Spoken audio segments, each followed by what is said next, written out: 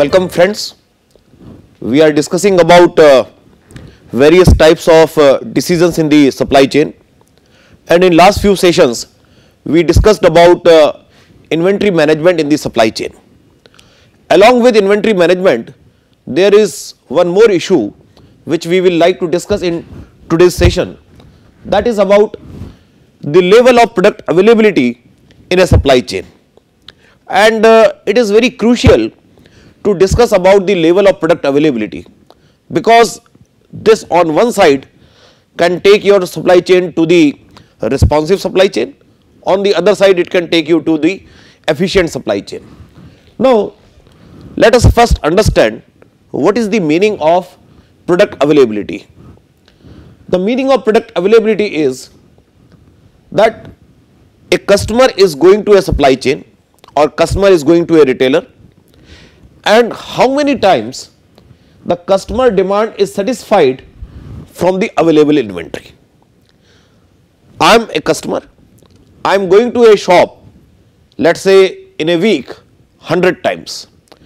So out of 100 times my demand is fulfilled from the available inventory in the shop, let us say 90 times. 10 times I am not able to get the product which I am desiring. So I will say the product availability is 90%. Sometime in literature we also call it as service level or the fill rate. These are other terminologies which we use to define the product availability. Service level is a very common term which we use to define the product availability. Now it is very easy to understand that customer satisfaction is directly related with the product availability. If we want higher level of customer satisfaction, we need to increase the product availability. Now increasing product availability is directly related with the stock keeping units. You should keep more number of units in your stock so that you can offer higher product availability. So when you are offering higher product availability, it means your supply chain is more responsive. Whenever customer comes, you are able to fulfill the requirement of the customer off the shelf. So that is a responsive supply chain. Without any time delay, you are fulfilling the customer requirement. On the other hand, if a customer is coming and you are not providing products immediately and you ask customer to wait, and you are looking for a pull type of supply chain where you will ask your next member in the supply chain, next stage in the supply chain to supply the product as per the customer requirement. So obviously because time delay is there, the satisfaction level of customer may be slightly less. So if you go for very high product availability, you go for a very high service level, you incur more inventory cost. And if you go for very efficient supply chain where you see that I should not stock any inventory and I should only ask for inventory whenever demand is there, so in that case customer satisfaction level is low. So we need to see the optimal product availability, that what should be the optimal product availability, so that we can maintain a balance between these two things, a balance between the customer satisfaction and the cost of keeping the products in the stocks. So that is the optimum level of product availability we are talking in this session. Now the product availability, the optimum level of product availability depends on these two important factors. The first is cost of overstocking the product and the second is cost of understocking the product. Now what is the cost of overstocking and what is the cost of understocking?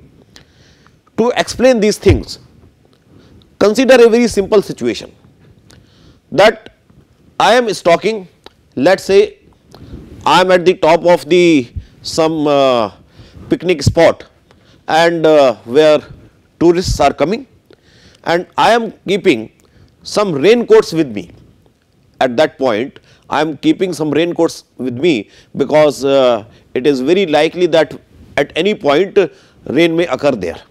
Now, when I am keeping raincoats with me and these are, I am paying some price for that, cost price, and let us say today I stocked 20 raincoats and only 10 customers came to my shop because there was little rain.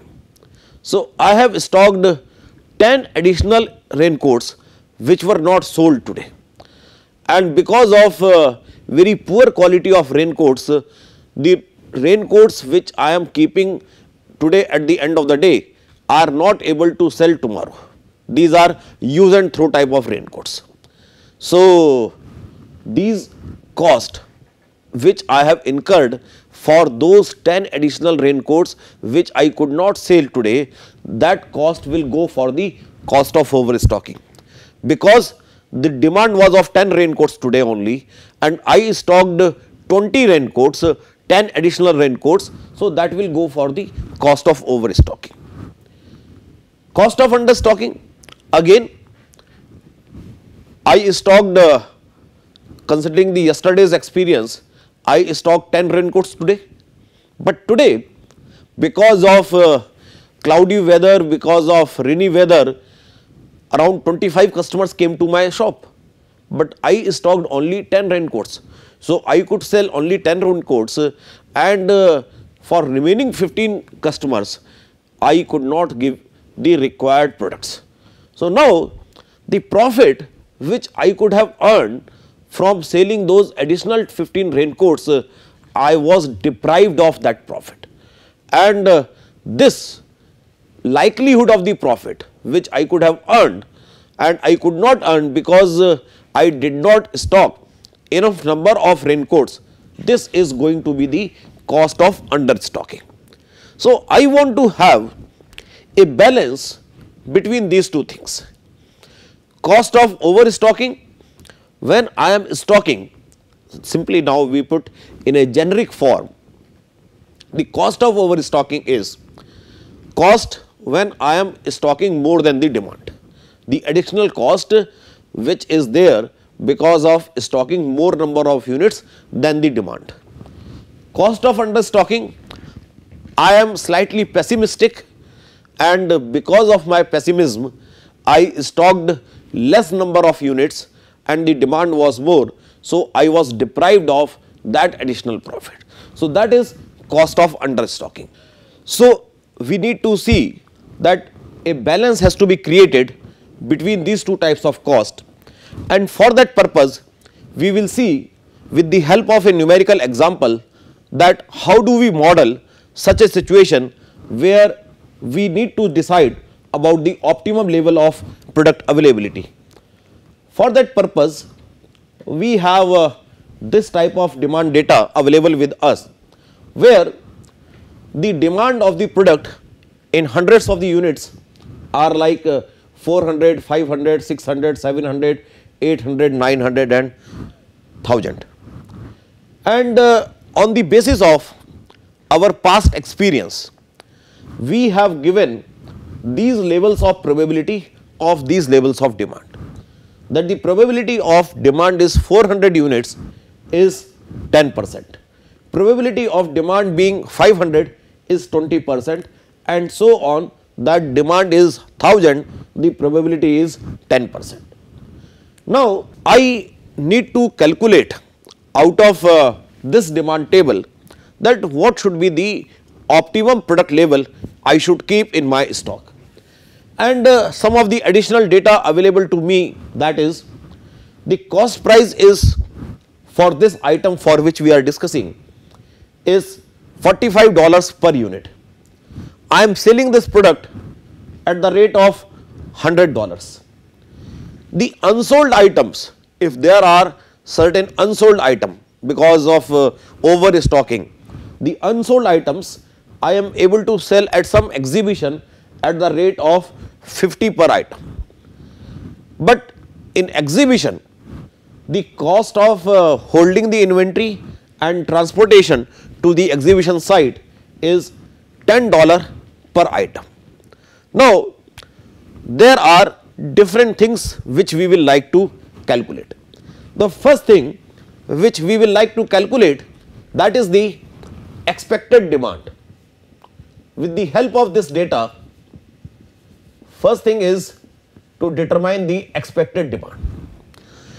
The different levels of demand and their respective probabilities are given to us, but the expected demand, considering this whole situation, is sigma of demand at a particular time and probability for that level.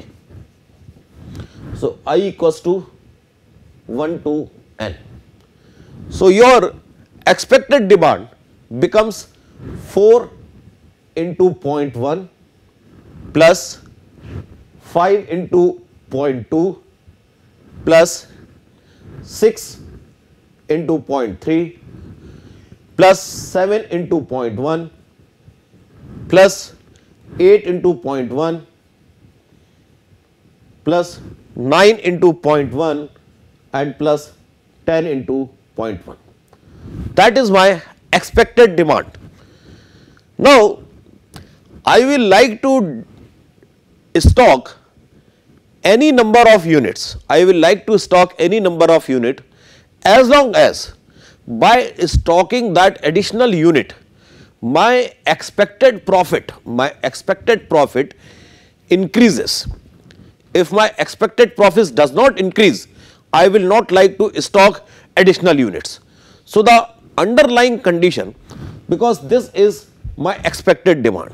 So, this expected demand becomes 0.4 plus 0.1 plus 0.18 plus 0.21 plus 0.8 plus 0.9 plus 1. So, this is my expected demand. Now, cost price is $45, the selling price is $100. So, profit per unit is from this given data $55 per unit. Now, I will multiply this expected demand with this profit per unit. This will give me my expected profit. This will give me my expected profit. That with this type of data, this is my expected profit, that 0.5, and you can do this sigma here, and this sigma, which is, let us say, sigma x multiplied by 55, this is my expected profit. Now, the meaning of optimum level of the product availability is that I want to increase this expected profit. As long as by stocking additional units, my expected profit is increasing, then certainly I will like to stock additional units. But if expected profit is not increasing, I will not like to stock additional units. We can show the meaning of that, what is the meaning of that additional unit, with the help of another way of doing this calculation of expected profit, and probably then this calculation will be more clear to us. Now, in this table, if we see the data, the maximum probability is associated with the demand level of 600 units, that is the 0.3. So, just by seeing this data, it looks that I should stock 600 units, because that is the maximum probability. So, I also take this assumption initially that I should stock 600 units, because this is going to maximize my profit, because this is I feel just by seeing this data that maximum probability is associated with 0.3. So, obviously I should stock 600 units. Now, when I am stocking 600 units, so let us say what will be the calculation of my, this is the demand, that is 4, 5, 6, 7, 8, 9 and 10. Now this is the sale. When I am stocking 6, so I will be able to sell all 4 units which are the demand. When 5 is the demand, I will be able to sell 5 units. When 6 is the demand, I will be able to sell 6. But when demand is 7, 8, 9 or 10, because I have stocked only 6 units, so I cannot sell 7, 8, 9, 10 out of 6. So my sale will be 6, 6, 6, 6 in all these cases. Whether demand is more, but since I have stocked less, I will not be able to sell more number of units. So these are the sales data. Now the cost data.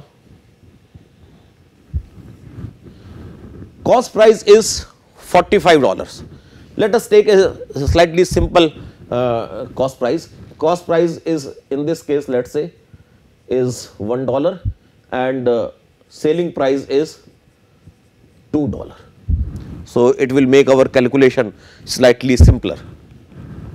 So since cost price is $1 and I have purchased 6 number of products, so my cost is 6, 6, 6, 6.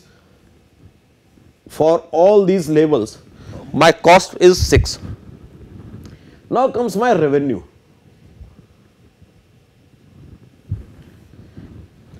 I sold 4 newspapers. The selling price is 2.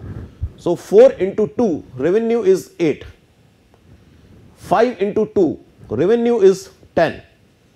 6 into 2, revenue is 12. And then for all other periods, I am selling only 6 newspapers. So it is 12, 12, 12 and 12. And therefore, I calculate my profit, which is revenue minus cost. Profit is revenue minus cost. So 8 minus 6, profit is 2, 10 minus 6, profit is 4, 12 minus 6, profit is 6, and then subsequently for rest of the rows, profit is 6 rupees or $6 or 6 units, whatever you say. Now please see the probabilities. These are probabilities: 0.1, 0.2, 0.3, and then for remaining 4 labels it is 0.1, 0.1, 0.1, 0.1. So now just to summarize, the expected profit is the multiplication of 2 into 0.1. The probability of happening of profit of $2 is 10%. Probability of happening the profit of $4 is 20%, and so on. These are the probabilities of different labels of profit. So my total expected profit,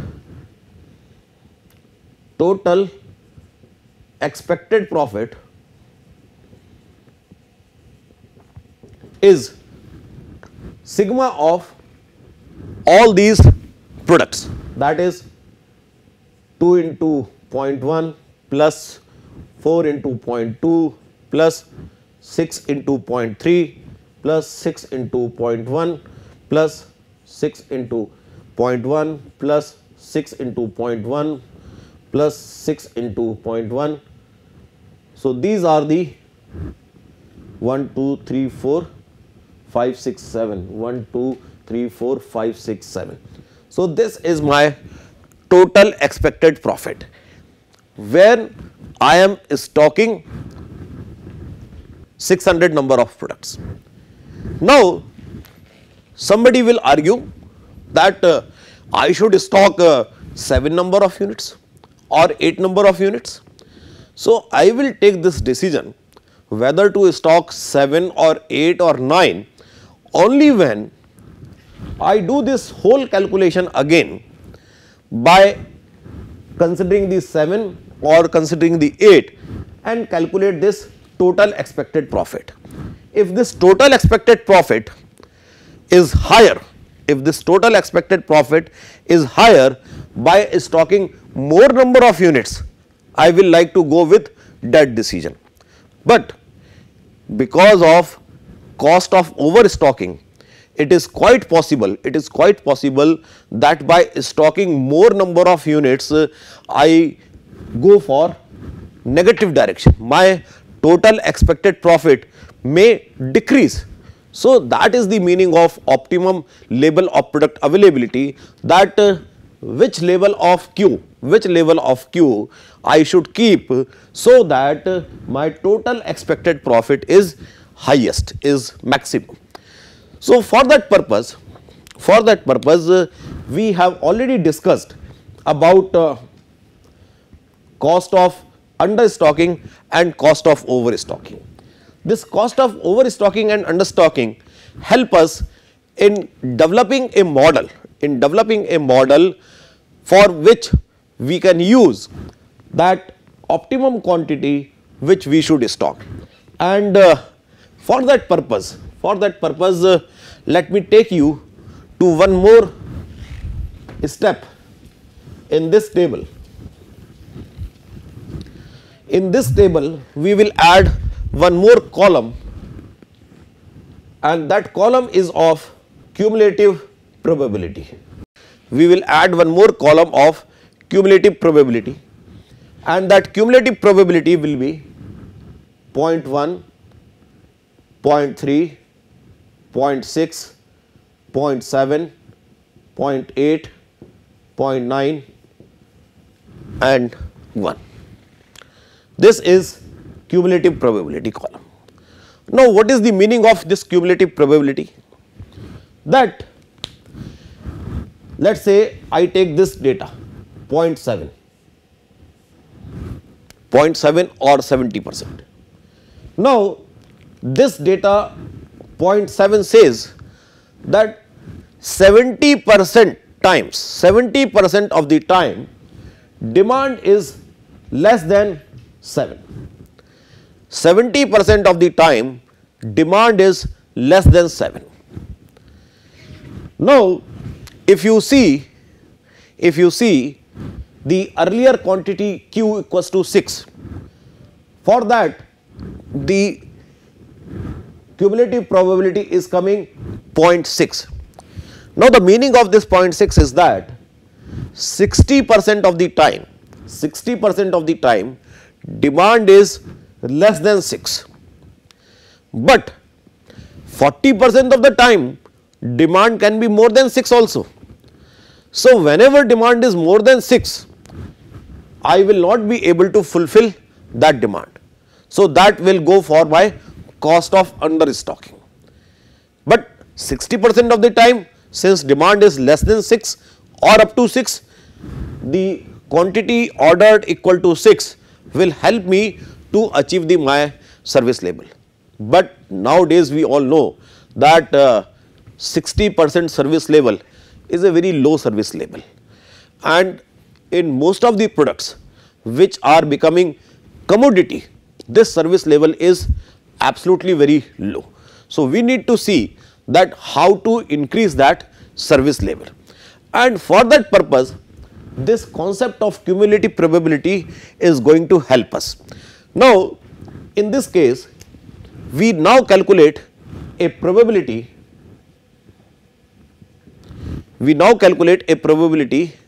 that demand is more than Q, probability that demand is more than this Q should be more than or equal to one relationship, which is this. Cu upon Co plus Cu, where Cu stands for cost of understocking and Co stands for cost of overstocking. So, now taking this data which is available to us, no, let us take this data first, which is a simple data. Here cost price is 1 rupee and selling price is 2 rupee. Now, if I have some unsold items, so on each unsold item I will incur a loss of cost price. So, my cost of overstocking in this case becomes $1 per unit. If demand is more than what I am stocking, and in that case I will not be able to incur the profit which I can get. So, in that case the loss is 2 minus 1. The loss is 2 minus 1. The profit which I could have earned, but I was deprived of that profit because I stocked less. So, that is cost of understocking. So, that is selling price minus cost price. So, this is again 1. This is again 1.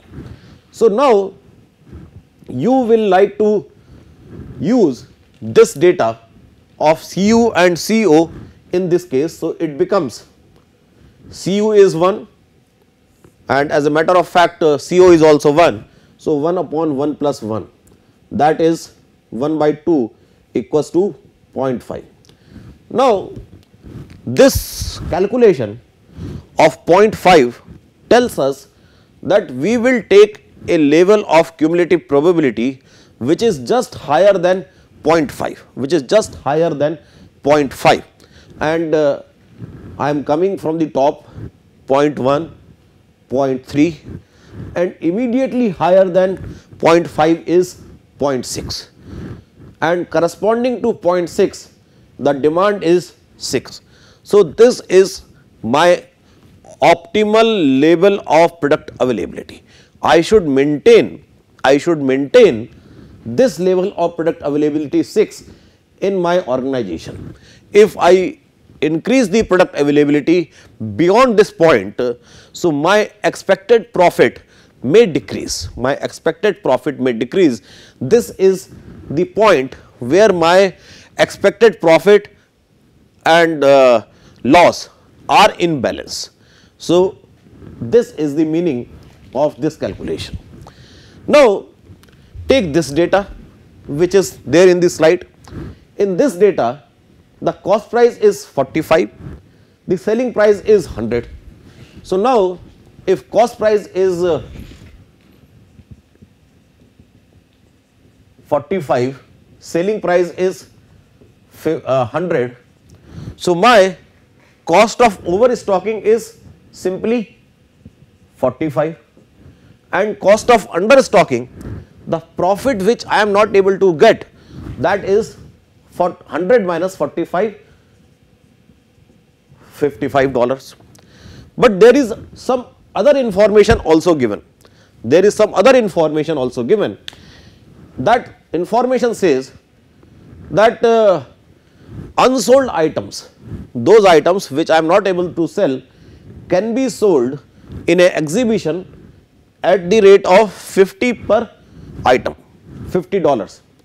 But in the case of going to exhibition, so the holding and transporting cost is $10 per item. So, cost price is already 45 and in that cost price of 45 you add this cost of $10 per item. So, now if you are selling some item in the exhibition, the cost of that item becomes $55. And you are selling that item at the rate of 50. So, the only loss the cost of overstocking is actually the loss because of additional stocks.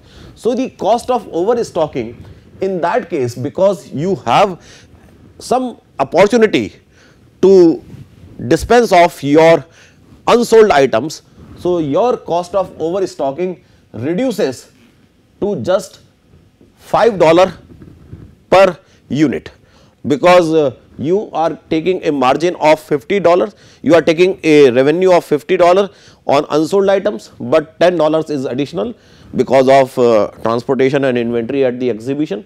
So, your loss is just $5 and cost of understocking is 55. So, now if I go with this data, so your new calculation will be cost of understocking is 55 and cost of overstocking is 5 and understocking is 55. So, 55 plus 5, that become 60,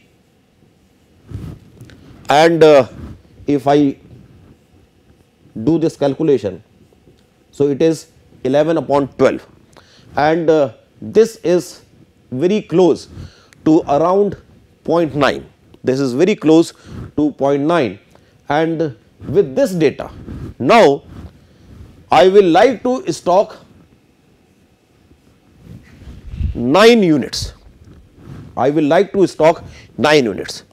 So, now the point which you can understand after this calculation and with the data.